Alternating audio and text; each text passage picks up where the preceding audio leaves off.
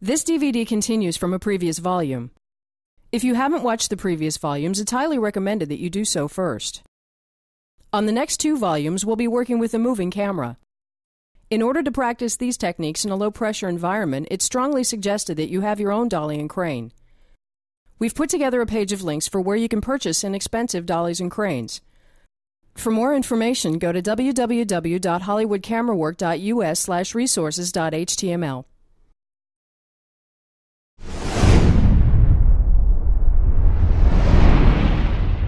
For the moving camera work on the next volumes, we'll use this all-purpose rig to illustrate tracking shots, boom shots, and crane shots. Naturally, camera support equipment comes in all shapes and sizes, so let's look at how this rig approximates each type of support. The main difference is really just the length of the boom. Dollies don't have a boom, but instead a hydraulic arm that can raise or lower the camera slightly during takes, so we'll illustrate this with a very short boom. The hydraulic arm itself can be positioned higher or lower, but only between takes and is a more permanent setting. To show panning, the camera's angle of view sweeps left and right. To illustrate tilting, the angle of view moves up and down, showing the vertical middle of the shot. And to show tracking, we push the base of the dolly. A boom or a jib is longer, allowing for vertical movement of 10 to 15 feet, still mounted on track. Sometimes the camera operator is seated on a platform at the end of the crane, but more commonly the camera pan and tilt are remotely controlled, which is how we'll show it. Cranes come in any length, and using the same rig, we'll simply show it as a longer boom. Although many cranes are technically mounted on a dolly, it's often impractical and sometimes dangerous to move the base of the crane during a shot, so we'll mainly use the track to fine-tune the crane's position before a shot. We're working exclusively with straight track. Circular track is more for commercial or music video type shots and doesn't have a lot of uses for narrative camera work. A crab dolly doesn't run on track, but is positioned directly on the studio floor and can change direction at a moment's notice. We won't work with crab dollying directly, but everything we're doing with straight track applies equally well to crab dollying, with the advantage that we can combine very different camera moves and directions into single takes. On the next 2 volumes, we want to create a large vocabulary of camera moves from which to pick and choose when staging scenes. But let's first look at some very general approaches to blocking.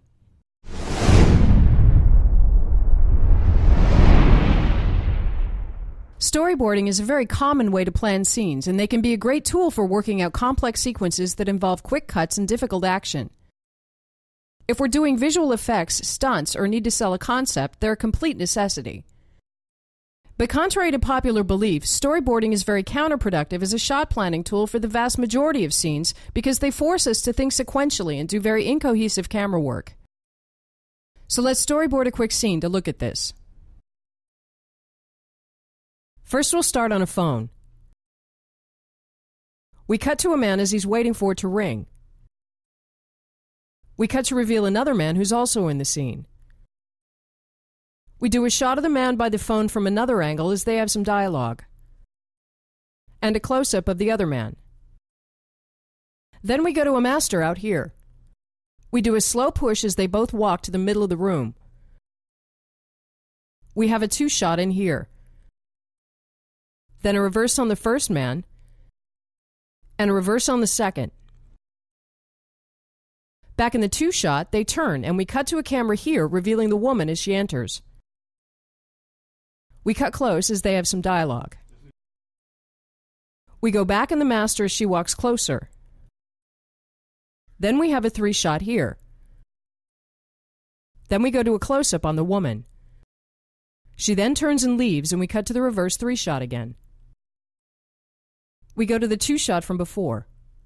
Then the red man walks back to the table, and we go to a close-up on the other man. We end on this shot of the man by the table waiting for the phone to ring. We managed to use a whopping 15 cameras for this short scene. The way we planned this scene is obviously uneconomical, but the point is this. We start on the phone, then cut to the low-angle shot. We cut to reveal the blue man. Then we cut close on the blue man, and cut to an internal reverse on the red man. Already we've used 5 cameras. As the scene moves forwards, every time something new happens, we add another camera, which causes the number of cameras to skyrocket. Storyboarding is inherently sequential. As soon as we've used a camera to get a small chunk, we abandon that camera and move on to the next shot on the list. This makes every shot separate, so the scene becomes very cutty and doesn't stick together as well. It also means that we're resetting camera and lights constantly, which can take a lot of time. And the actors only get to do fragments of a few lines, which hurts their performances. With this many cameras, it becomes extremely hard to keep track of the blocking, and we're very likely to create editing problems inadvertently because we've no awareness of where the line is. But on a more creative level, storyboarding excludes a great many camera moves and techniques because they're impossible to plan and draw this way. Storyboards also don't translate well to film, and anything shot this way usually comes out less exciting than the storyboard itself. So storyboarding is really not a very good way to plan or write down camera work. On Volume 5, we'll create a way to write down camera work much the same as notation is used to write down music. For now, let's look at a different approach to staging scenes that uses far fewer cameras and has none of the drawbacks we just looked at.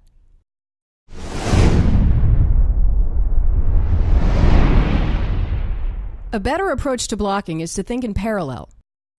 Here our goal is instead to use far fewer cameras that work together and have a greater role. Planning cameras to work in parallel, they all depend on each other, and if one camera fails, the scene potentially falls apart. But since we're shooting fewer cameras, we have more time to get them right. The example we'll do here is theoretical and not how we'd normally block a scene, but it proves an important point. So let's redo the previous scene this way using only 3 cameras, starting with the first camera. We'll try to tell the same story, so let's start on the phone and then pull back and reframe to reveal the blue man. Let's create a second camera, a close-up on the blue man, and put it on a track so we can track with him later. We can now cut the first dialogue between these 2 cameras. The reason we're seeing 2 tracks is that we're planning the scene as if it's a multi-camera shoot, but we'll naturally shoot them one at a time. The characters walk out into the middle of the room, and we'll have them end like this. Then have the first camera slowly catch up, ending in an over-the-shoulder. Meanwhile, we'll have the close camera on the blue man pull into a reverse we can use in the upcoming 3 shot. The shot widens, and as they talk in the middle of the room, we have the option of cutting to this camera if we need some reverse coverage. The woman now enters. We pan this camera, and we lose the red man for a moment. Here we add a close-up on the woman and cut to it. Back in the first camera, the red man steps forwards, and we move the dolly a little to the side, so the shot is now an over-the-shoulder between him and the woman. As the woman walks into the scene, a couple of things happen at the same time. Starting in this camera, we pull to a mark over here that creates a perfect framing for a 3-shot. Meanwhile, this camera pulls with a woman into the scene, remaining a close-up. This camera does nothing except reframe to become a reverse 3-shot at the end of her walk. We can now cut the dialogue between them using all 3 cameras. As the woman leaves, this camera is out, and we'll reuse the track for this camera to do a slow push on the men. They turn to each other and talk. The red man walks back to the phone, and the camera ends in an over-the-shoulder. Meanwhile, this camera has repositioned off-camera, so we can cut the ending dialogue between these 2 cameras. The moral of thinking in parallel is to get out of the habit of thinking in separate shots, but instead become constantly aware of what all cameras are doing simultaneously. This creates tight and cohesive camera work where we get much more mileage from each camera. Here we went out of our way to use only 3 cameras, so the camera work wasn't necessarily creative. And in reality, we won't have this much choreography for each camera, but instead have more cameras that only cover a section of the scene. But the point is that thinking in parallel creates very organic scenes that cut well almost no matter what we do, are very easy to manage, and allow the actors to do longer takes. This type of camera work is fairly easy to plan and execute, but the question is, how would we even begin to storyboard it?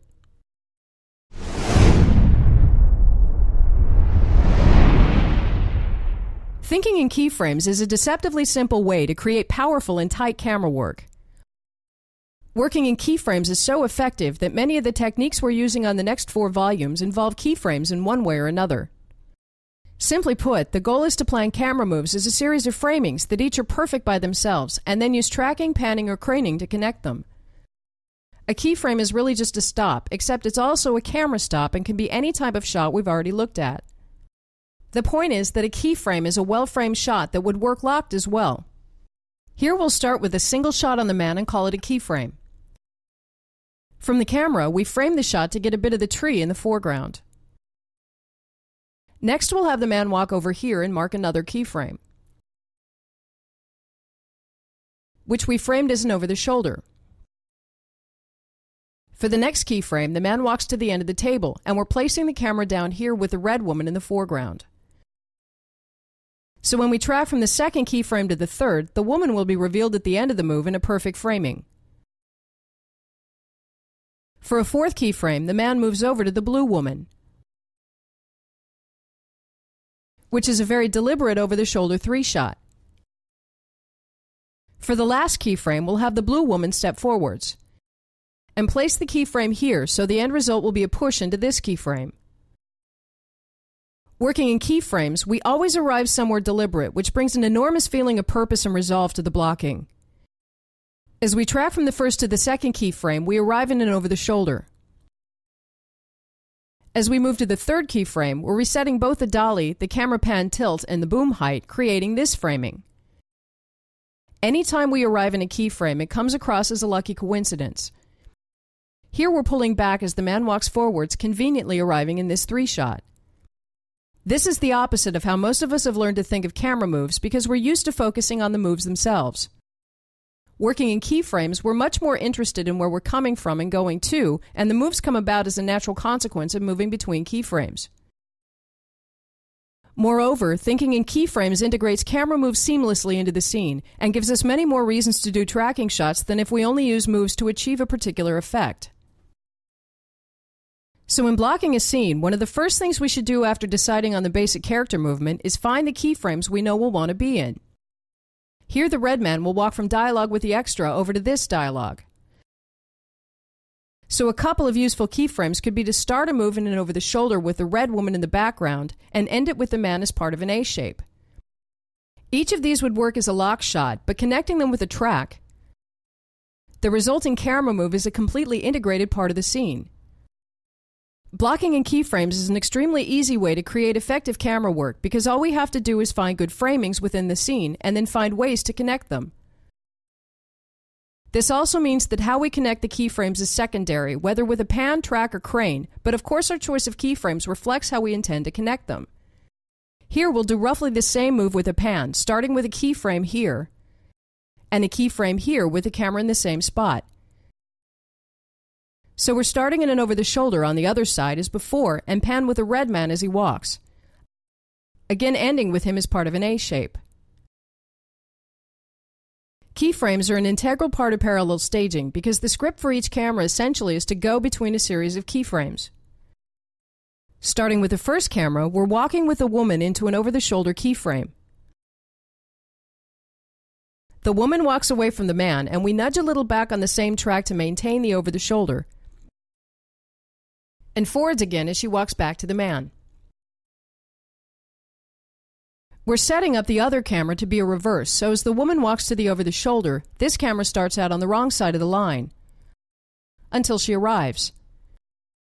As she walks away from the man, we pull into a shot here with her in the foreground, which should create a nice framing, and back again into the over-the-shoulder. All we've done is find the keyframes we want represented and connected them on tracks. The resulting choreography for each camera is very simple and directable. Both cameras are useful throughout the scene, so even though we only have 2 cameras, the coverage is rich and feels like much more. The first example we did in this chapter had 5 keyframes per camera, but only having a couple per camera like this is more normal, and probably the quickest way to get a solid handle on a scene.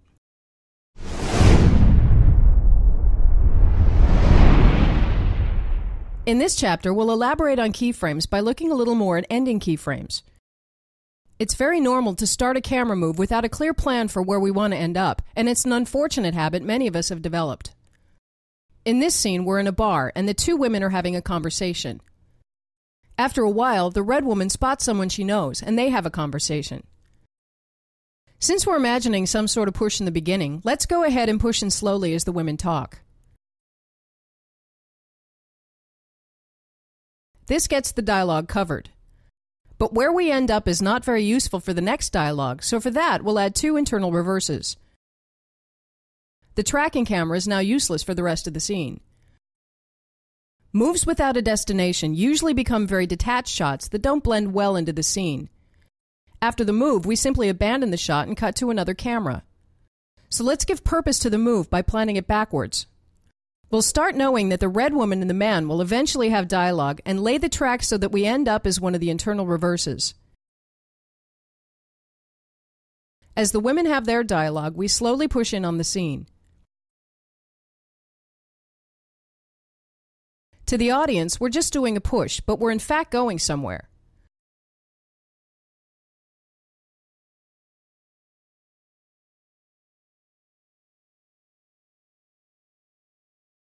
As the red woman turns to talk to the man, the dolly is now an internal reverse.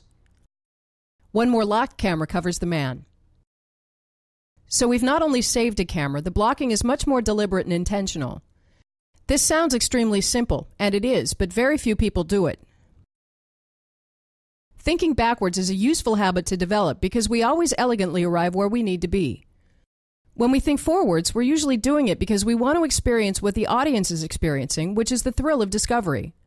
But while it's fine for the audience to not know what's coming up, it's essential that we do, or we're directing blindfolded. In this scene, we're tracking behind some trees as the characters enter. When they stop, we really can't do any more with this camera, so we'll abandon it. To cover their dialogue, we add 2 reverses. At the end of the scene, the man will leave, and we suddenly realize that we need to do a push on the woman, so we move the camera over on the track and push as he leaves. Both tracking cameras are detached from the scene. We could block this much smarter by planning it backwards. Looking first at the cut, the characters enter and we track with them. We end in and over the shoulder and cut some dialogue. When the man leaves, we push in on the woman, ending in a close shot. In this version, everything we did was a consequence of where we were going. We first decided on 2 major keyframes and laid a track that could do both. With this track angle, we got easily into the first keyframe, and into the second, and we used half the number of cameras. Here, we're panning with the man as he walks from the extras towards someone he's talking to, ending in a well-framed over the shoulder. We started by creating the ending keyframe. Then we bring the man back to the extras and pan with him into the over the shoulder. We know the ending position, but the audience doesn't, so from within the scene, it seems as if we arrive in a good framing by luck. When we're doing deep staging, thinking backwards is essential because the frame is so meticulously put together.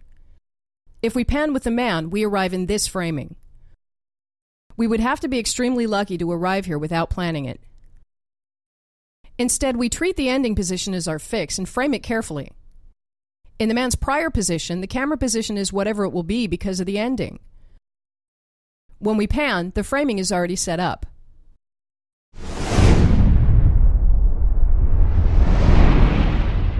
Let's stage a very simple scene to get in the habit of planning shots and keyframes and creating cameras that work together. We'll reblock the father-daughter scene that we worked with on Volume 2. In the blocking we did, the only fixes we had were Amy entering the scene at the beginning and leaving at the end. We'll place John behind a desk as Amy enters.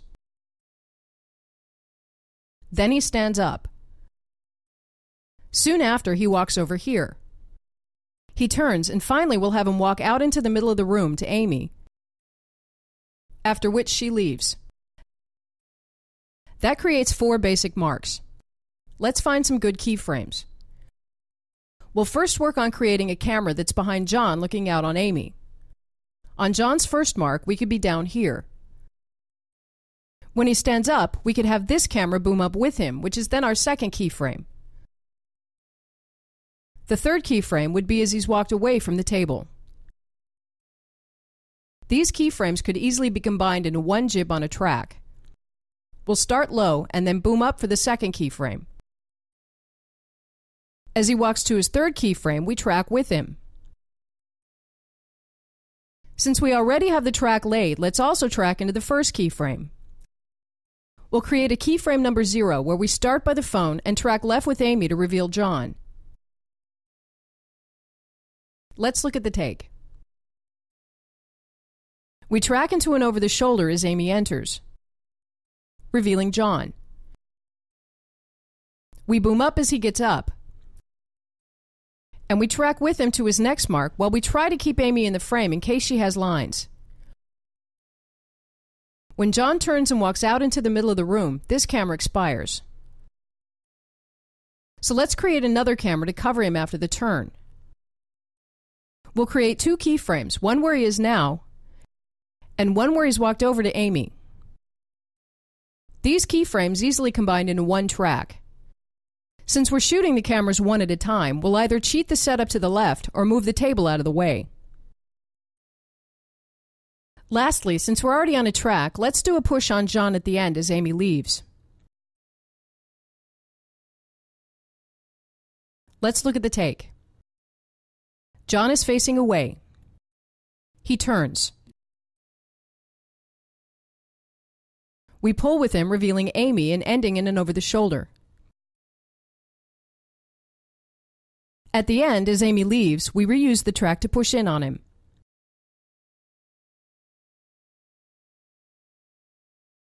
Finally, we'll put in a close-up on Amy. The reason we're doing that camera last is that it needs to accommodate the other cameras. If we look at the lines we've created, our first line goes from Amy to John by the table, and our second line goes between them when John is out in the room. So to make it easy for ourselves, let's put her close-up between these 2 lines. In the beginning, we'll frame her to the right because John is to the left of us. That puts this shot a little far away from the eye line, but for the sake of economy, that'll be good enough. As John moves out into the room, we'll reframe during the shot because John is now to the right. Additionally, we'll place this camera so that it's a matching reverse for the camera that pulls with John over to Amy. We're then able to cut the remaining dialogue between these 2 mirrored cameras. Let's view the cut.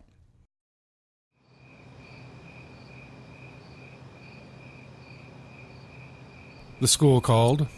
They said you never came in. What a bunch of liars. My ankle got twisted in gym and I was late for 1 class. You seem to be doing fine now. Did Mrs. Tweed call? How can you believe her over your own daughter? You used to be such a nice little girl. I could always believe anything you told me. Now I don't know what to think. Amy, are you even paying attention? Yeah, sure. Why don't you feel you can tell me what's going on? I'm sure I can understand it, whatever it is. Okay, Dad. Come on, treasure, you can tell me. I'm not your treasure, okay? I'm not your gem. I'm not your jewel, all right? And you don't understand anything, Dad.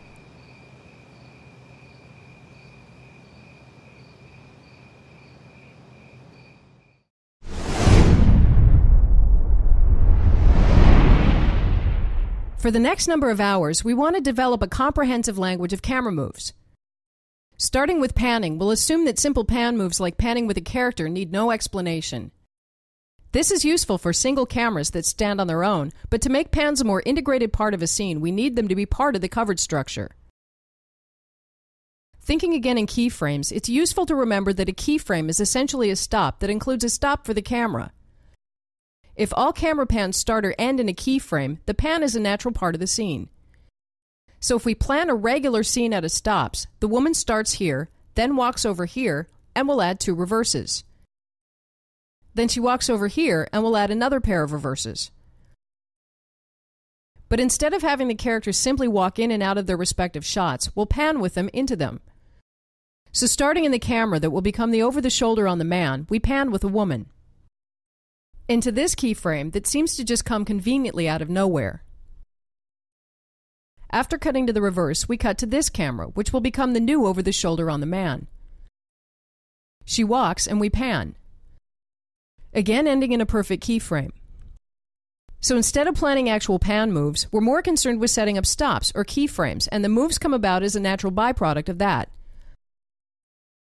But beyond panning into stops, it's useful to plan character movement as going between keyframes.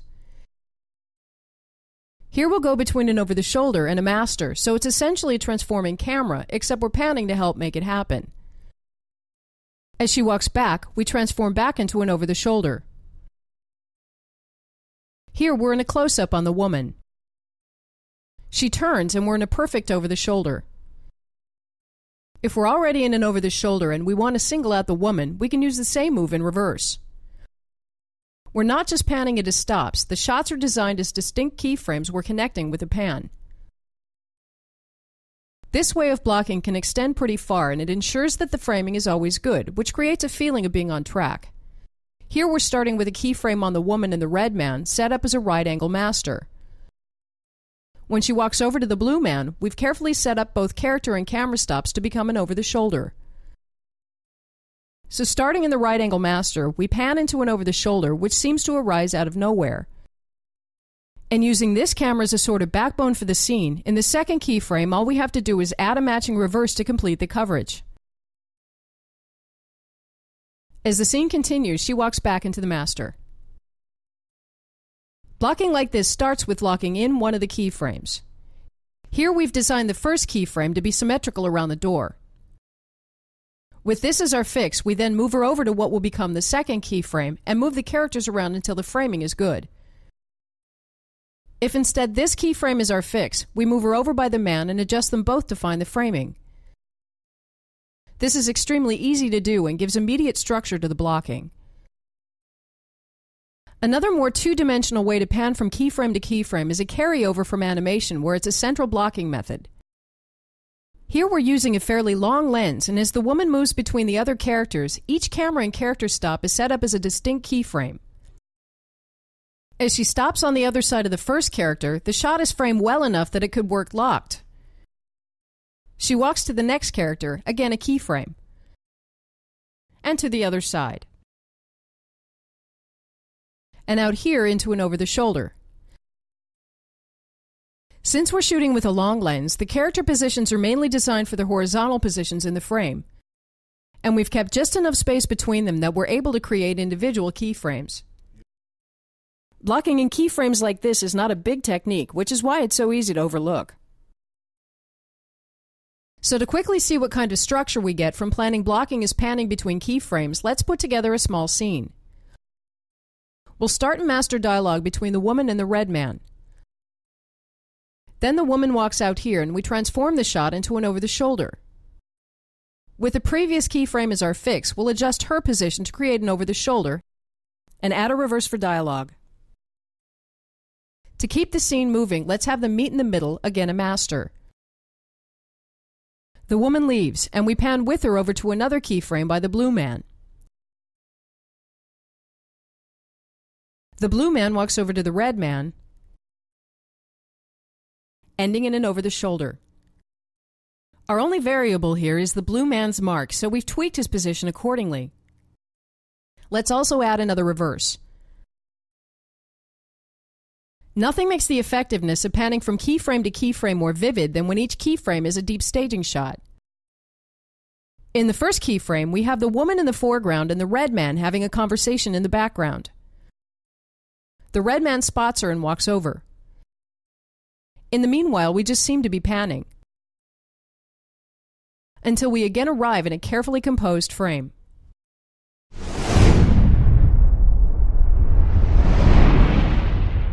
Reframing is a very subtle move that is a habit of most camera operators, and we usually don't need to worry about it. The purpose of reframing is primarily to maintain a good framing as characters step in and out of or move within a shot. But the move also has some implications for how we may want to block shots, so let's still look at it. Starting with adding or removing characters from a shot, as the man enters, we reframe to include him. When he leaves, we reframe for the woman. The move is the same regardless of the number of characters. Here we're going from 2 characters to 3. As the blue man leaves, we again reframe for 2. Treating the move as going between 2 keyframes, each extreme is framed perfectly for the number of characters. We then simply go between them. When characters move to and from the camera, we need to reframe vertically. Here the man walks closer, and to stay on him, we let the woman slide down in the frame. To focus on the woman, we reframe for her.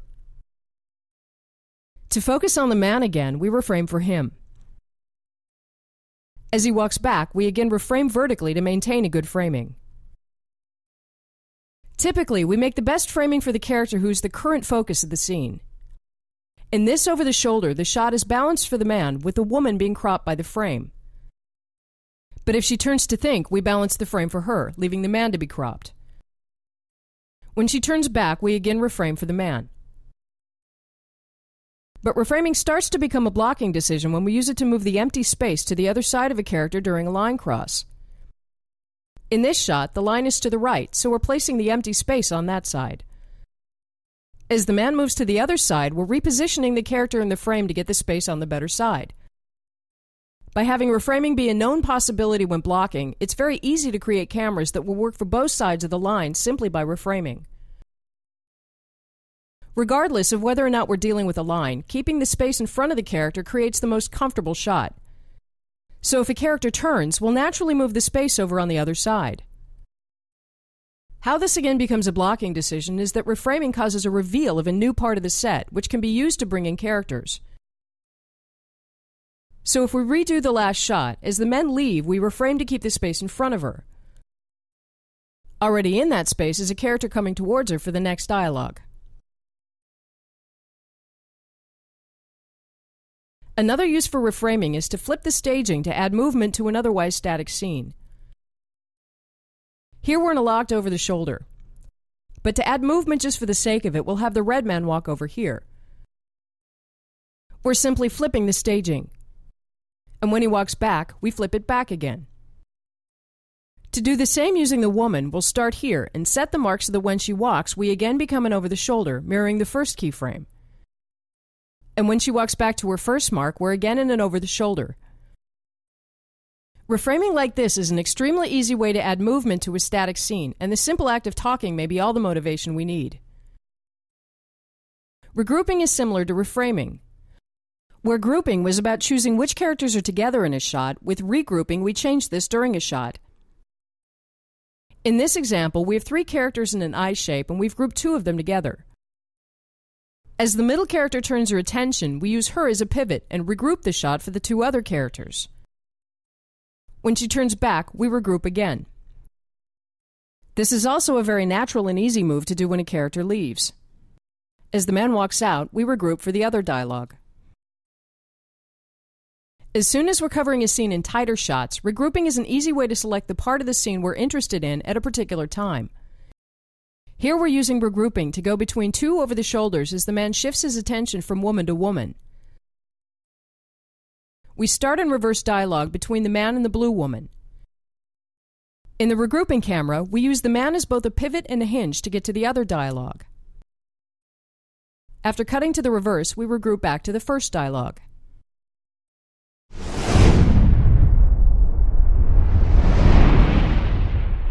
Using pan to control the order information is presented in is a natural extension of open and closed framings.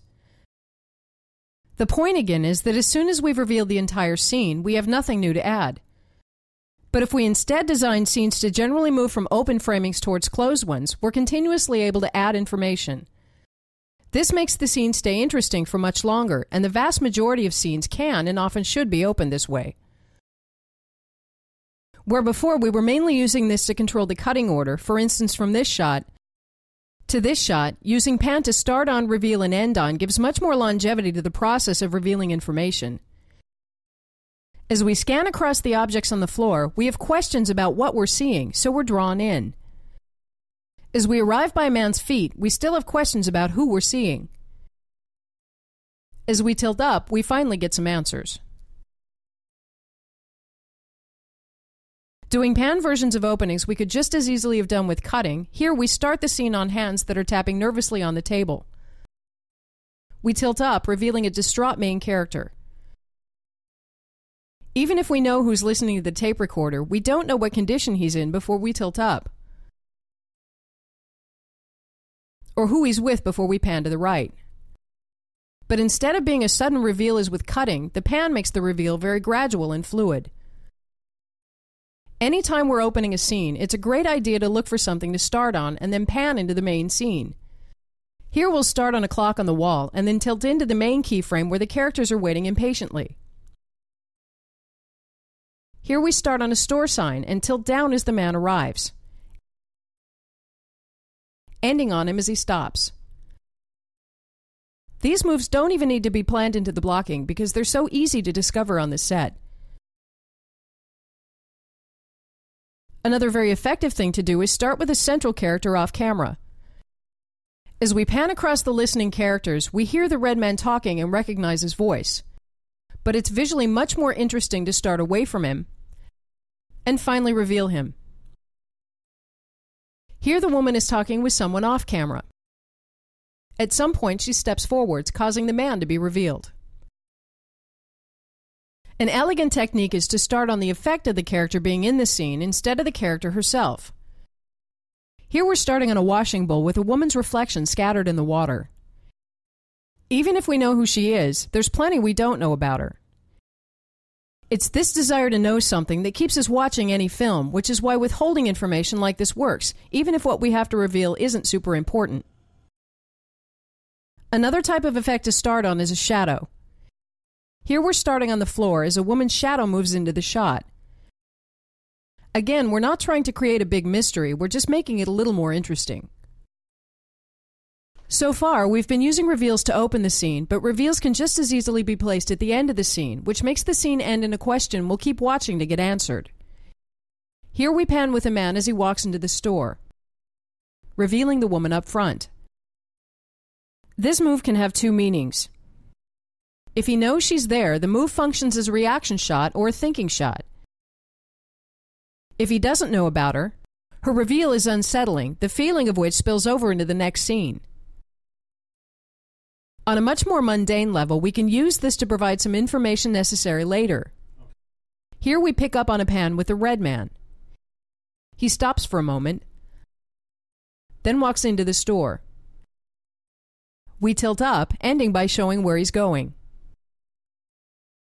To go to extremes, we could put together a scene as a series of reveals. A car drives in. We tilt down on the wheel to reveal mud splashed all over the car. Meanwhile, the doors slam off camera. We tilt up to reveal the blue man. We pan to reveal the red man as he steps forwards. He walks out of the scene and we re-reveal the blue man. He leaves and we tilt down, revealing a bullet hole in the windshield. Here we withheld each bit of information until the last minute.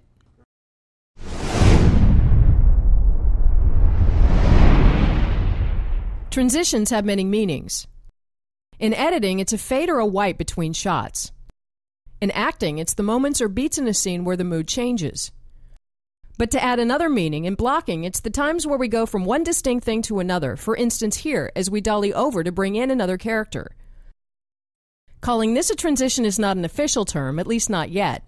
But the reason we need to look at it as separate from everything else is that these moves need to go in as some of the first shots when planning a scene.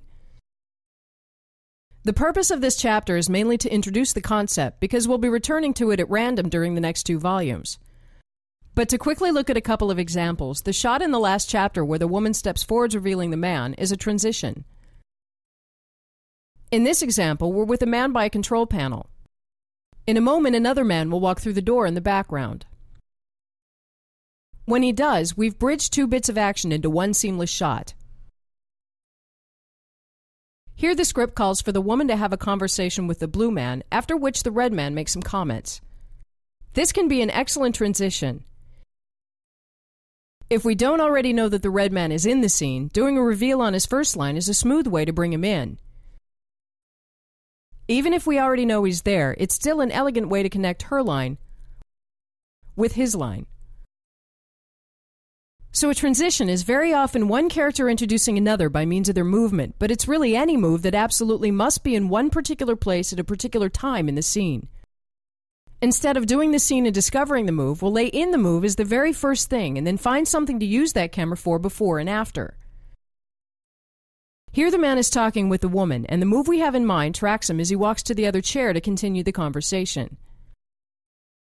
With a move this specific, we need to put that in first.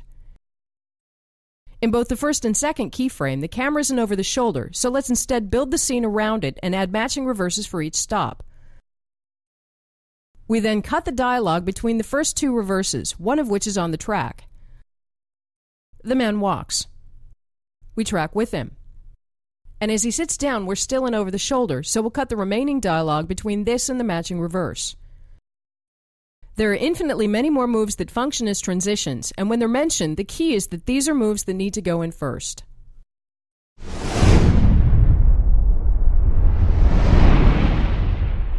In this chapter, we'll look at 3 nearly identical pan moves that all in one way or another are extensions of starting on and revealing. The first is searching. A simple pan move would be to pan across a group of people, as here where the characters are witnessing an important event. Searching is slightly different in that we have specific targets that we want to include in the move. Here we pan across objects on a table, and the move is choreographed to include the phone. Then the teacup, and finally the gun in the hand. These types of moves are very straightforward to do and are usually created by first deciding on the general move and then laying out the objects on the table in consecutive order. This is great for dialogue too. If we arrange characters by their order in the script, we're able to create a single searching move that happens to pass by each character just in time for their lines. Here the characters have dialogue as numbered, but if we simply pan between them, the camera would have to change direction a lot.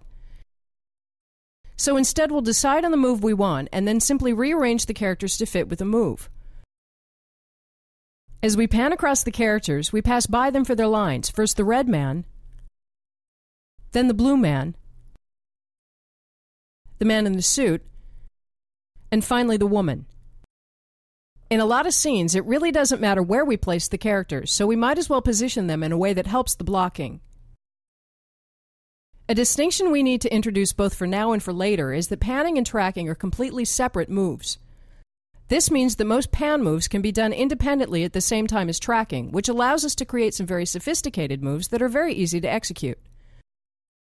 So using one technique for panning and another for tracking, we'll keep the same pan, going from the red man to the blue man, over to the man in the suit, and down to the woman. But besides the obvious production value, there's a practical reason to put a search on a track. Unless all characters are facing the same way, we'll be seeing some of them from the back. Here we've already arranged the characters by their order in the script. We then start on the red man, then the blue woman, the red woman,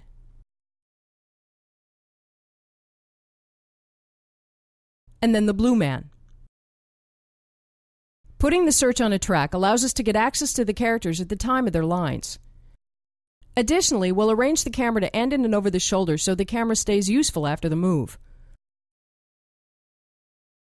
We're now using the track to help us see the characters better.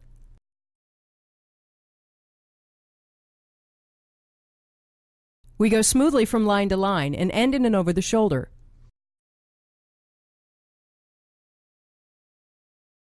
Shifting is a time pan from one subject to another.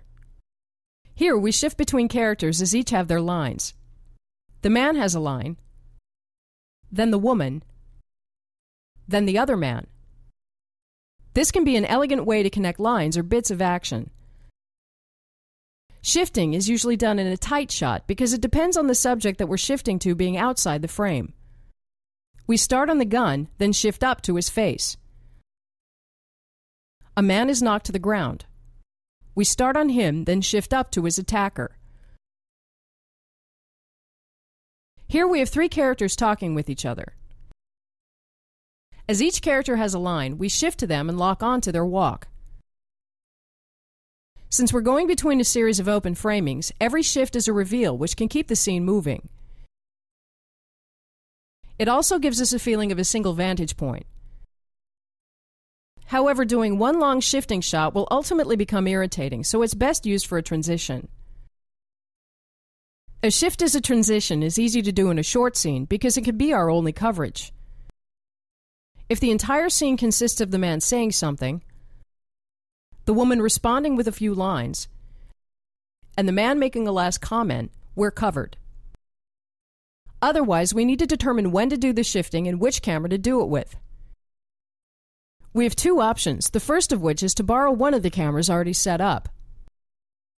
Assuming we've shot a full take on the woman, we're now shooting the man's angle. At some point, we borrow this camera to shift to her. And back again. The other option is to shoot the shift as a pickup. After we're done shooting a full take on the man, we'll shoot a separate take where all we do is shift to the woman. And back again, which gives us complete editing freedom. If we're in the gun duel, we might borrow this camera to shift down to the gun, and up again. Or we can shoot a pickup as a start-on reveal. Shifting can result in very tight blocking when we go from keyframe to keyframe. Here we're doing a start-on reveal from the paper up on the woman, then shift to a keyframe over here. Each of our stops is carefully framed and it gives the action a tight flow. A swish is a fast shift. In this example, the woman is walking down an alley and suddenly realizes that she's under attack. We swish between her and the attackers. Swishes are hectic and are usually reserved for extremely dramatic situations.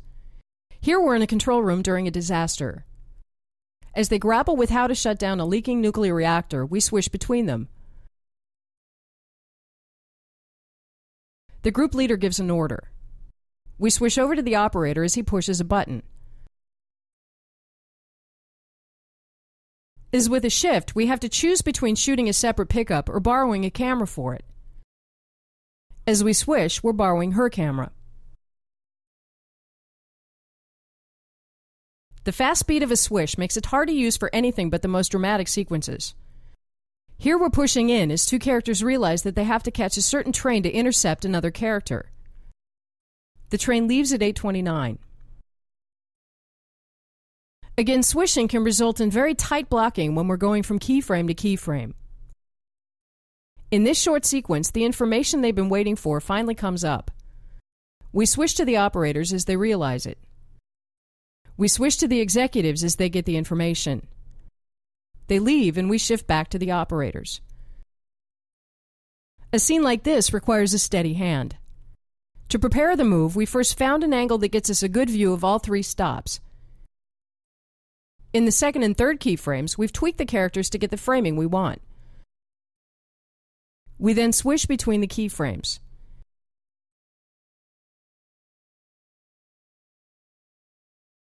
An important note about swishes is that the camera's shutter must be slow enough that we get adequate motion blur.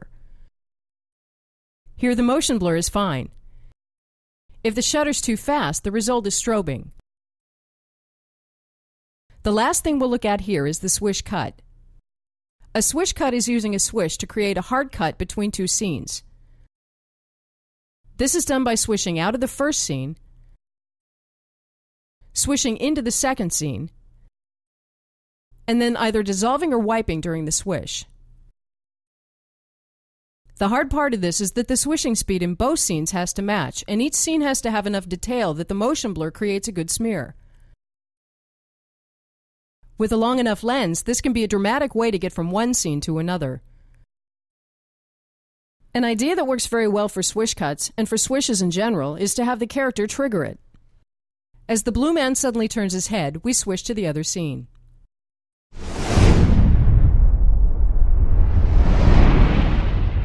A handoff, also called a transfer, is changing who or what we're following during a shot. We've already been using handoffs a few times without mention. In a scene from a previous chapter, when the red man walks out of the shot, we hand off to the blue man. In this chapter, we'll be looking at panning handoffs and then return to them as they relate to dolly and crane. There are basically 4 types of handoff: the end-on, the pickup, the switch, and the step-in. Looking first at the end-on handoff, we follow the characters as they walk past us. We pan with them, doing a handoff to a for sale sign. In this scene, we have 2 characters and we're following the man. As he walks out, we hand off to the woman. Here we're panning with a waiter walking by, then hand off to the characters seated by their table. In all of these moves, there's a sudden shift of attention from one character to another, or between a character and an object.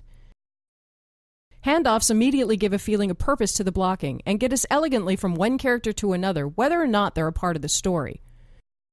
In the last example we looked at, we're using a waiter to get into the scene and then hand off to the main characters. The pickup works the opposite way. We're parked on the for sale sign. As the characters walk by, we pick up, handing off the shot and following them instead. Here we're parked on the woman. We then hand off to the man as he walks in and takes over the shot. If we're parked on the characters having dinner, we suddenly pick up on the waiter as he walks by, and then again hand off to some other characters in the restaurant. The switch is between 2 moving characters. If someone is handing someone else a document, he might walk in. We switch to her and she walks. We'll then end on the blue man as she slaps the documents into his hands. Finally, the step-in, as the name implies, is a type of handoff that occurs when a character steps into the shot. As she steps forwards, we help with the move, in effect handing off the shot to her. So to look at some practical uses for the handoff, we'll start with using them for getting reaction shots. Here we'll use the man's close-up to pan with him as he leaves the scene, handing off to the woman for reaction. We can do this almost any time a character leaves a scene. In a sense, a handoff is always a transition, so we can use it as a unique way to glue together lines of dialogue. Here the man is talking. The woman has a few lines. And the man again takes over the dialogue as well as the shot. A switch is very effective for replacing a character. We're having dialogue here. As the man walks out, we use one of the reverses to pan. We switch the shot to another character who enters, pan back into the reverse shot, and we've successfully replaced a character. We start in one of the reverses. The man walks out. The switch occurs here, and we pan back into an over-the-shoulder, revealing the woman having replaced the character. The beauty is that we can reuse both cameras for the second dialogue. If the men need to have dialogue during the switch, we instead stop for a moment, then continue doing a slow handoff.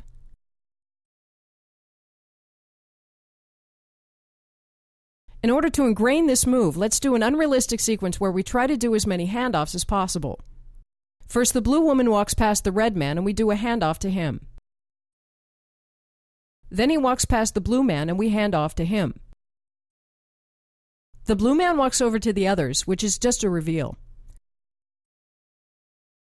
Then the woman leaves the frame and we hand off to the 2 men. We do a step-in as she re-enters the frame. We give the shot to her as she leaves, then switch to the red woman who enters and walks over to the others where we do a simple end-on.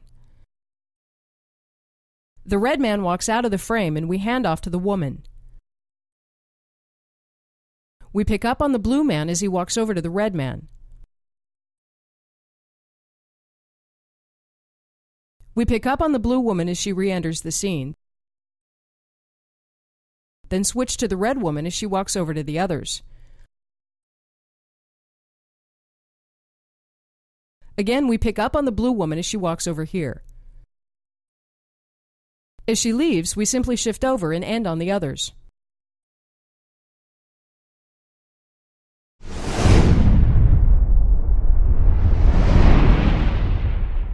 As we now begin to look at tracking shots, let's first look at getting the maximum impact from a move. Parallax is the apparent change in position of objects and characters in the scene as we change perspective. As we track left and right, the characters that are closer to the camera seem to change position faster, and the characters that are further away seem to move slower. This is crucial to be aware of, because the impact we get from a dolly or a crane move depends almost entirely on the amount of parallax we experience. If we don't have any parallax, we defeat the purpose of being on a track or on a crane. Let's do 4 identical camera moves where the only difference is the amount of parallax. For the first version, the character walks from left to right with no other objects in the scene. Without any other objects, we almost don't know we're moving.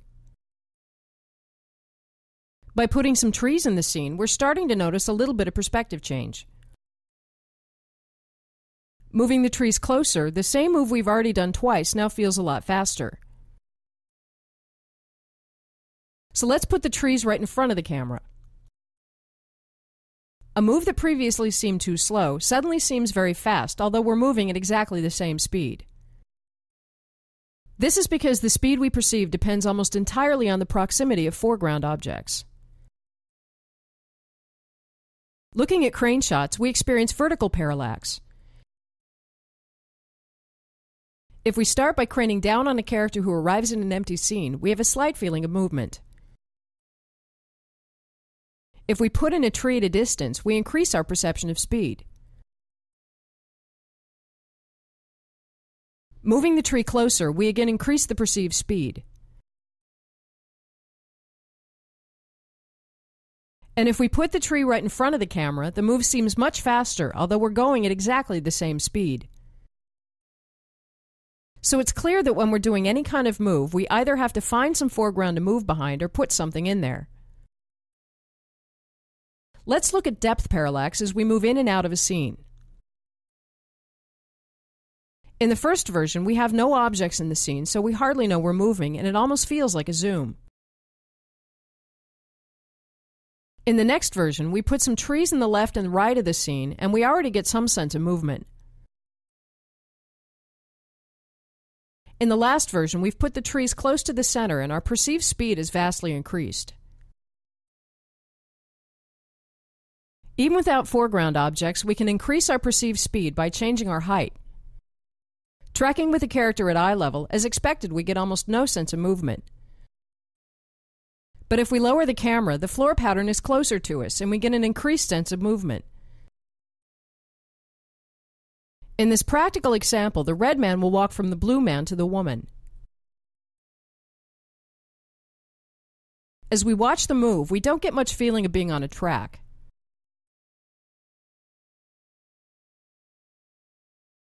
So let's place a tree and some columns in the foreground. The move is now much more dynamic.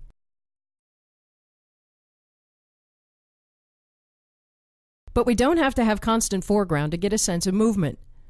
Let's place just one column in the middle of the move. Halfway through the move, the column reminds us of our speed, so even just occasional foreground is enough to get a sense of movement.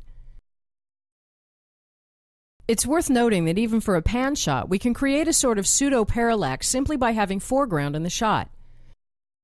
It's not actually parallax because there's no perspective change, but it still creates the feeling of passing foreground and makes the panning action much more visible.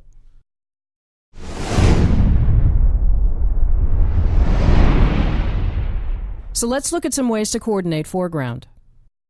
The two basic approaches are to either build the blocking around foreground already on the set, or to simply rearrange the set by either moving or adding props, or by rearranging the characters and using extras.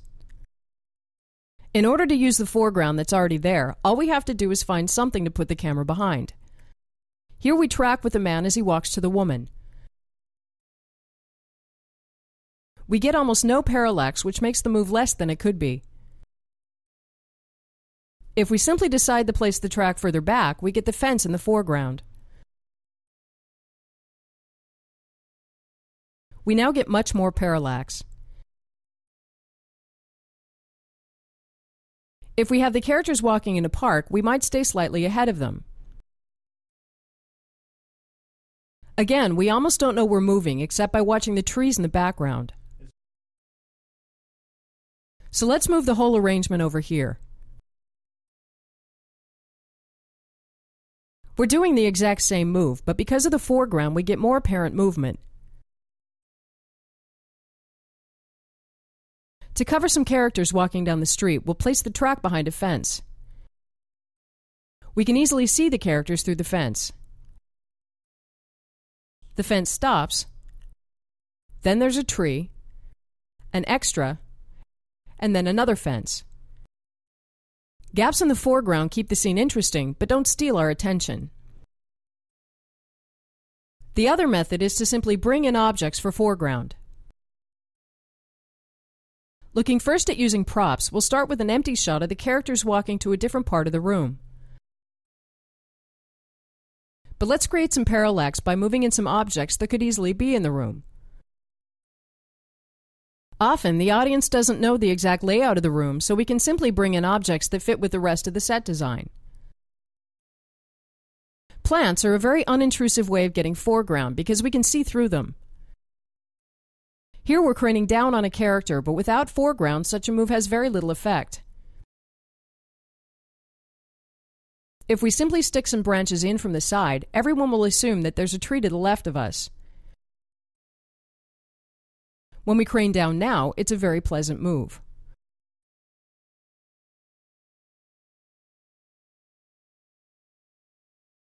A way of using foreground that's often overlooked is to use extras the same way we would use branches or props. Here we're at a party and the woman walks from the red man to the blue man. If we wanted to create some foreground, we could put in a lamp or a buffet. But let's instead rearrange some extras in the scene so that we're sure to pass behind some of them during the travel. In addition to making the move more effective, it causes the characters to blend much better into the scene. As soon as we take liberty to rearrange the set, we get much more control over the shot. Another way to use props or extras is as arbitrary foreground. If we move these two extras into the shot, the man on the right will be visible in the ending keyframe. When we track as before, we go behind the first couple of extras, then pass behind the next pair. As we end, the male extra is still visible, which creates depth and gives the surrounding scene a life of its own. Anything we place in the foreground to get more parallax could be labeled arbitrary foreground, but our specific goal here is to place foreground objects in keyframes. In addition to creating depth, it gives us parallax at the beginning and end of the move. We don't need constant foreground to get a sense of speed. Even just objects at the beginning and end can be enough. The opposite of arbitrary foreground is to coordinate foreground meaningful to the story. Here, all the computer screens are flashing red. As we track with a red man, one of the screens passes through the shot. This gives an elegant depth because the screen provides relevant information about the situation. Another way to coordinate meaningful foreground is to time it so that a character's line fits with our tracking past him. Here we're connecting 3 script lines into one shot. The red man talks to the blue man replies, and the red man talks to the woman. Our last topic in this chapter is partially obscured moves. In this scene, the man walks over to the woman.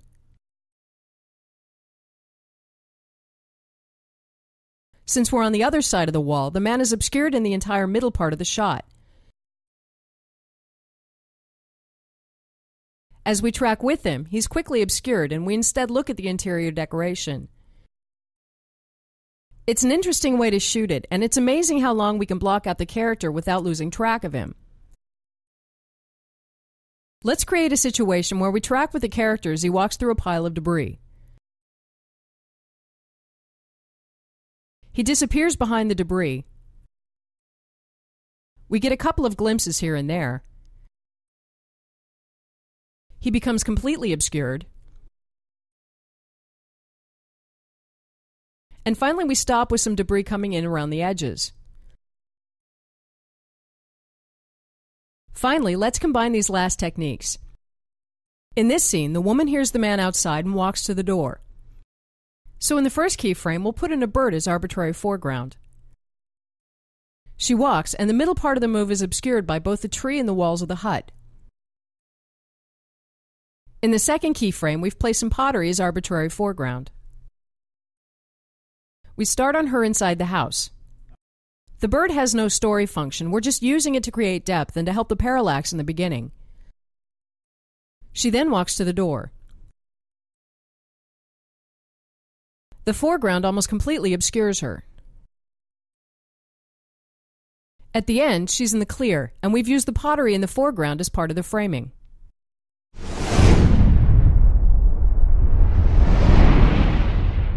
The reason tracking from keyframe to keyframe makes blocking so easy is that all we have to do is pick the keyframes we know we want to be in and then simply connect them with a track. In a previous shot, we selected these two keyframes and then connected them. This creates a camera that's basically welded into the scene and is useful long before and after the actual move. Before and after the move, the camera functions as a lock shot, framed well enough that it could work on its own. But the beauty of this approach is that on a much larger scale, we can block an entire scene as maybe 5 or 10 keyframes and then later decide which keyframes we want to connect and how. This is an extremely powerful and productive blocking method.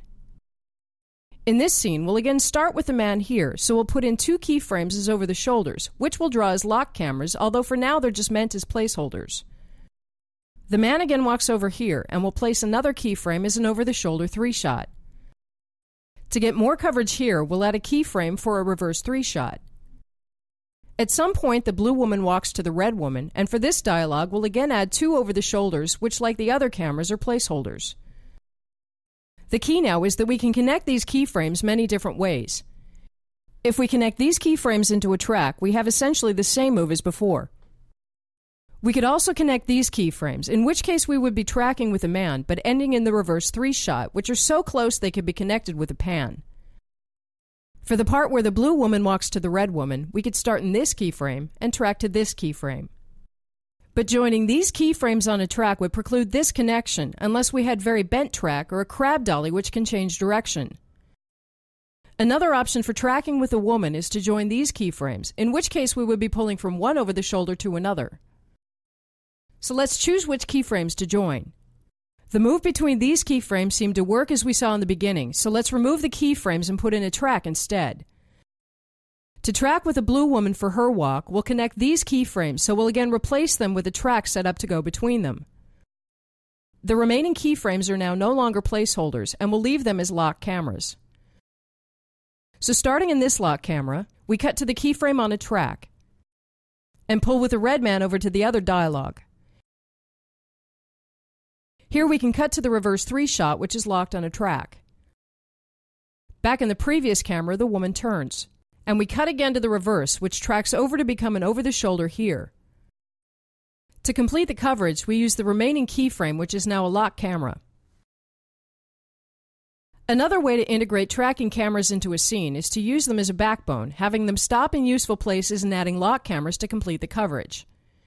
In this scene, the red man will walk to the woman, ending in this keyframe. He then walks to the blue man, and then walks back again. The first keyframe is complete as it is. But we've deliberately made the second keyframe an over the shoulder, so we can add a reverse that mirrors the tracking camera. In the third keyframe, we're again an over the shoulder, so we'll likewise add a matching reverse. Each of our keyframes are framed at different heights and angles, but as long as the equipment is capable of going between them, we can really frame them any way we want. As we cut to the reverses, the coverage becomes complete and the tracking camera is seamlessly integrated. It usually makes sense to shoot the backbone camera first so we know which framings we're matching with the reverses. The elegant part of this strategy is that if the character we're following moves between keyframes we've already been to, we can simply reuse both the backbone camera and the matching reverses. A great use of backbone cameras is to have one track be the backbone for part of a scene, and then let another backbone track take over for another part of the scene. As before, we'll start the scene with one backbone camera. As we converge into the first keyframe and over the shoulder, we'll add a matching reverse. Then the red man walks over to the blue man, and after a short while we'll begin slowly catching up to get some subtle movement. In this keyframe, we're again half of a reverse pair, so we'll add a matching camera. But let's put it on a track so that when the red man leaves, this camera can become our new backbone for the last half of the scene. We move around to the front of the blue man, finally revealing the woman in the background. She walks closer, and we reframe slightly to maintain a good framing. Here again, we're half of a reverse pair, so we'll add a matching camera for the remaining dialogue. We've essentially daisy-chained two backbone cameras so they take over from each other. On the first track, we arrive in the first keyframe and cut dialogue with a locked reverse. After a while, the red man looks to the blue man, excuses himself, and walks over. We pan first, then catch up with the track, ending in a useful keyframe. Here we cut dialogue between the first and second backbone cameras, which are now both locked. When the red man walks out, we move to get a more personal view of the blue man, finally revealing the woman. As she walks closer, we push a little to maintain the framing. Again, in a useful keyframe, we add a locked reverse to cover the remaining dialogue. We would now add more cameras to get more detailed coverage, but the two backbone cameras provide a solid structure that's easy to build upon. The last thing we'll look at in this chapter is who we're staying on during a move. Very often, keyframes are angled enough that we can only frame one character during the move. We get very different results depending on who we choose. Here we're staying on the man. This causes the woman to disappear for a moment, then to be revealed again at the end. Here we're staying on the woman. The key is to stay on the person whose emotions we're most interested in at the point in the scene, which is sometimes the listening character. As the man walks back, he's driving the scene, so we'll stay on him.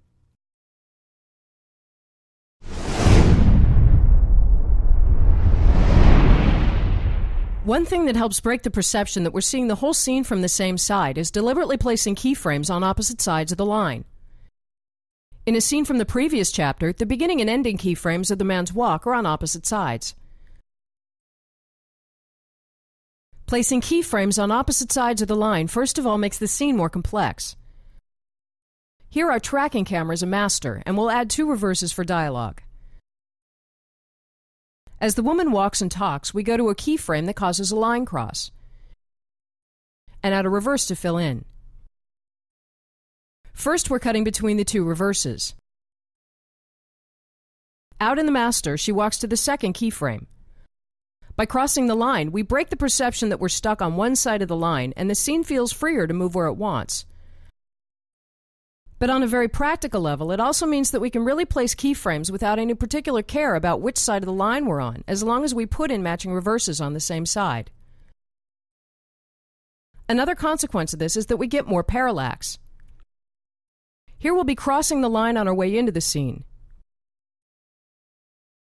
We could just end the move here, in which case the woman would be revealed at the very end of the move.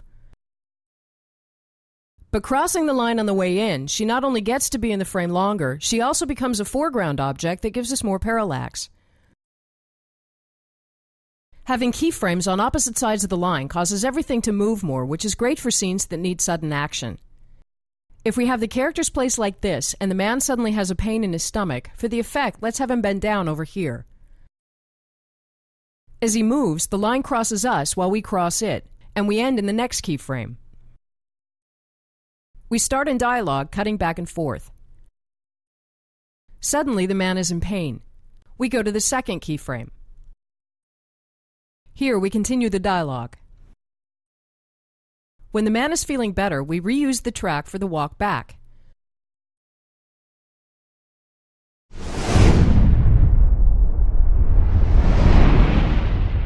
One of the most powerful uses for going from keyframe to keyframe is to go from one deep staging shot to another. In this scene, we'll do a very simple story. The man in the suit, a commander of a control tower, hurries into the control room. over to the operator, the blue man. He gives an order and then leaves.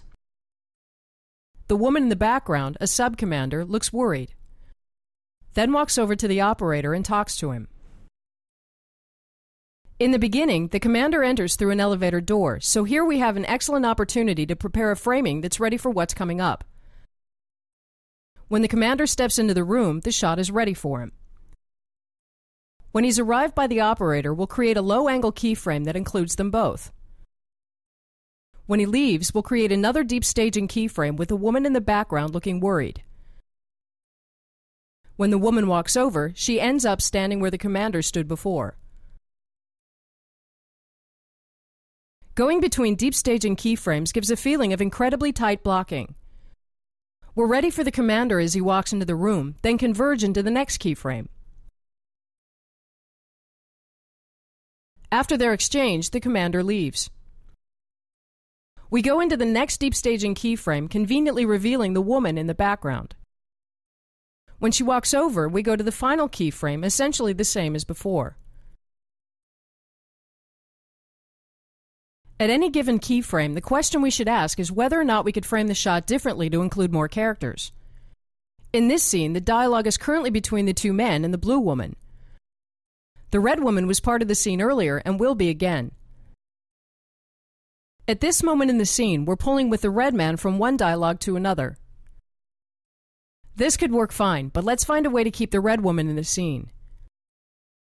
Instead of modifying the camera to find a framing that includes her, let's redo the blocking by placing her here. When we pull now, we're still going from one dialogue to another, but it seems as if we just happen upon a good framing here. Then to bring her back into the dialogue, all she has to do is turn. But moving the red woman to fit with this shot has consequences for other cameras in the scene.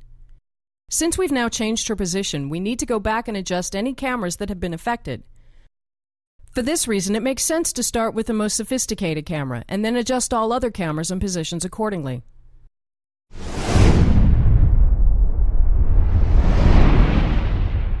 So far, we've mostly been timing keyframe to keyframe moves directly to the action. As the man walks to the woman, we arrive in the second keyframe at the same time as him.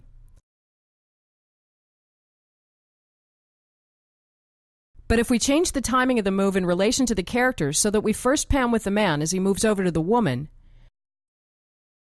and then slowly catch up, he arrives in the second keyframe long before us.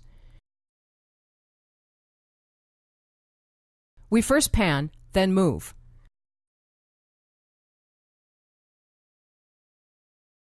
The end result is a slow push into the second keyframe.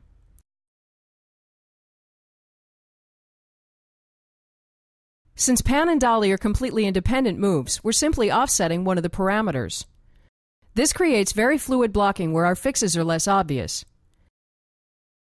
When we arrive early or late into keyframes, we begin to create some complex moves that from our perspective are easy to execute.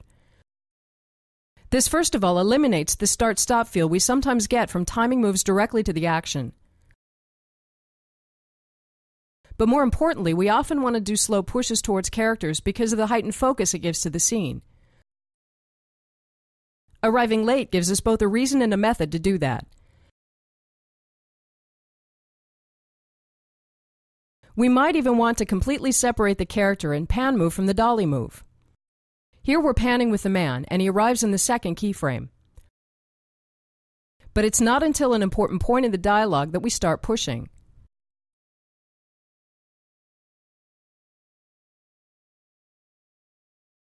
By arriving late, we're also stretching out the move, which allows us to get very long and useful coverage. Here we again have two keyframes, one where the blue man has entered the scene, and one where he's walked over to the red man. Instead of timing the move to the blue man's walk, we just let him walk, and then cover the dialogue in one long, slow track, which brings another level of focus to the entire scene.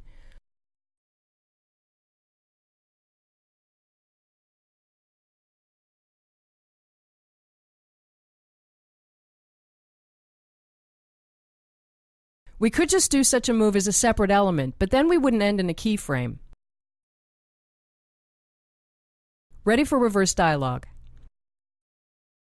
Arriving early into a keyframe has a very different effect. In this scene, we again have a keyframe at the beginning and one at the end where the blue man has walked to the red man.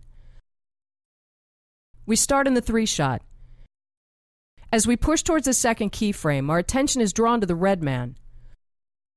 We've already started framing for the second keyframe, even though we're missing one character. As he steps in, he completes the frame.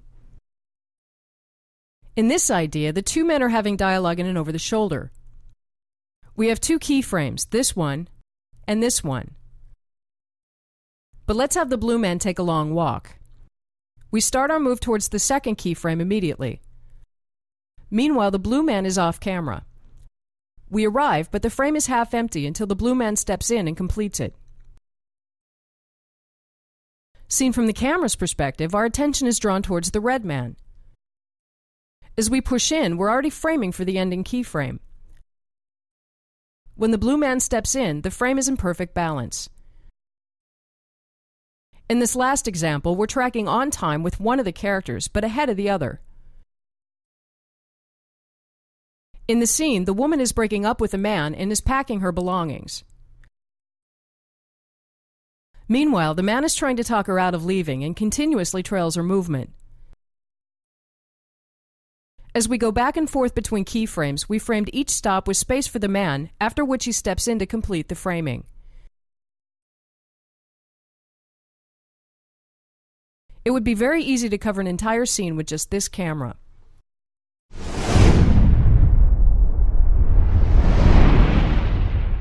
With a parallel track, we lay the track horizontal to the scene. Here we're tracking behind a group of people witnessing an important event. This mostly has the function of adding movement to a scene that could just as well have been a lock shot. An effective way to use a parallel track for blocking purposes is to lock onto a character and match his position wherever he moves. In this scene from coordinating foreground, we're matching the man's horizontal position regardless of what foreground passes through the shot. In this scene, we're tracking with characters entering a building. We're staying ahead of them at a constant rate, so even though we're angled, it's still a parallel track. This is basic in and of itself, but we can create some interesting moves by locking onto a character and following him in parallel as he moves back and forth. Here we're locking onto the man as he's addressing a row of cadets, finally stopping for dialogue. As he turns his attention to the other cadet, we reframe by tracking a little to the left. As he walks again, we keep matching his position. The beauty of the move is that we can get a lot of coverage from one camera that's extremely easy to both plan and shoot. The opposite way of shooting this move is to place the track behind the cadets. Because the cadets have now become foreground objects, we get enormous parallax by tracking behind them, and we're also seeing the scene from their perspective. When he turns his attention, we track to reframe, placing him in the left side instead. The move is visually interesting, and it's easy to get a good framing wherever he stops. A variation of this is to angle the shot and stay slightly ahead of the red man. The perspective of the cadets gives depth to the frame. Again, the placement of the cadets as foreground objects provides almost all the movement in the frame. And at any stop, it's easy to get a good framing. The interesting thing about tracking in parallel is that it's only the horizontal position that matters. As we match his horizontal position, the fact that he also moves closer doesn't change the move. As he moves back, it's the right-left movement that causes us to track with him, not the in-out movement. This is a convenient way to cover spacious scenes. Here the man will walk from the car, over to a mailbox, and then diagonally over to an entrance. Moving from the car to the mailbox, we only track a little bit because the horizontal difference is very small. When he begins walking to the entrance, we're matching his speed. As he moves into the scene, the horizontal movement slows down, and so do we. Finally, tracking in parallel works extremely well shooting through heavy foreground. As we track through the first half of the scene, we're completely matching their speed. We keep hearing their dialogue even as we track behind heavy foreground. This brings a depth to the scene and envelops the characters in a real environment. Since we're matching their horizontal position, we slow down at the end as they walk towards us.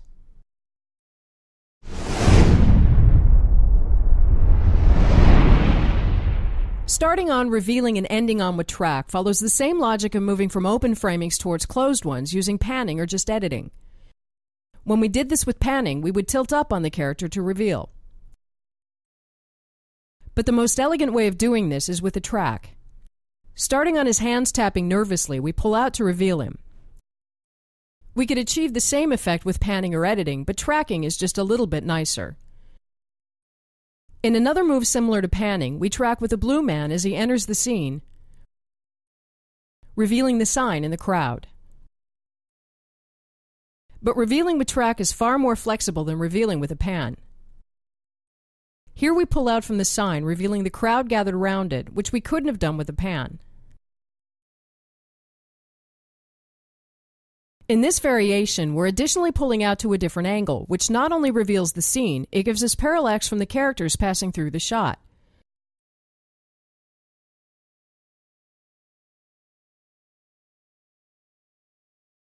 Here we pull out from the man to reveal the situation, which we also couldn't have done with a pan. Revealing with track has a number of other uses, which we'll look at now. The first is tracking out from behind something. Here we start the scene by tracking out from behind some trees. As we listen to the characters having a discussion off camera, we track into a doorway.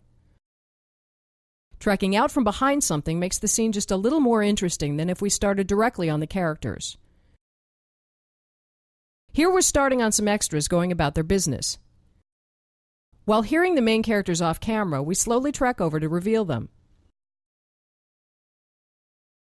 The next thing this type of tracking is useful for is revealing individual characters. Here the man talks to an off-camera character.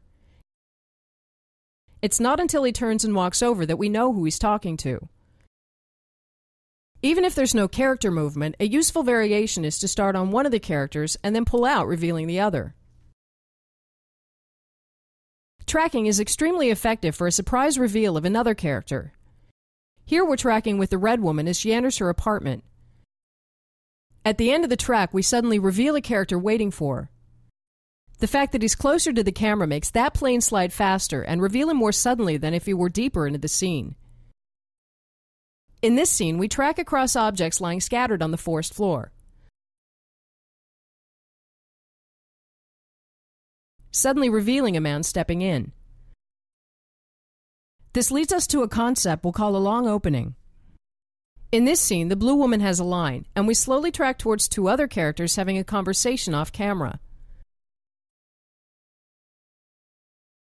With a long opening, we give a great deal of patience to slowly tracking towards our ultimate goal. From above, it looks obvious, but from within the scene, we don't know where we're supposed to end up, so we not only keep the visual mystery, we seem to arrive in a good ending keyframe by chance. Here we're again starting off camera as we listen to the blue woman talk. Very slowly we pull into the dialogue. Even as we reveal her, we still don't know who she's talking to, until the reveal is complete. These moves are worth remembering because they can give us 20 to 30 seconds of interesting footage at the beginning of the scene. As we pull back, we reveal the characters seated around a table. We would then go to normal coverage, but by now we've already covered a good part of the scene, so the lock coverage will seem less static. Looking at the last move, the track allows us to start between the characters and then pull out to reveal them. Moves such as these never get boring, and we could in fact slow them down even more. Starting a scene away from the main action is a useful blocking choice. In this scene, all the script calls for is dialogue by the table, so we'll add a reverse pair. But let's make up some stage business of the red man preparing 2 drinks by the counter and then walking over. We'll put the camera on a track, start here, and then walk him into the dialogue. ending in an over-the-shoulder. From within this scene, we then start on the red man having dialogue with an off-camera character, which creates an openness to the shot that makes us want to know what's outside of it. Motivated by a new line of dialogue, the red man walks over. And this is the first time we see the blue man. Additionally, the camera is now an over-the-shoulder, which stays useful for the rest of the scene. One last use for a tracking reveal we'll look at here is restarting a scene halfway through. Here we've been cutting between two reverses, one of which we've put on a track. In the middle of the scene, some important information comes up on the computer screen, so we shoot a pickup where we start on the monitor and pull back into the over-the-shoulder. We then cut back and forth between the characters as they have their conversation. At some point, we cut to the pickup as the information appears, then pull out into the over-the-shoulder, re-revealing the scene. And then continuing the dialogue between the reverses, one of which is the tracking camera.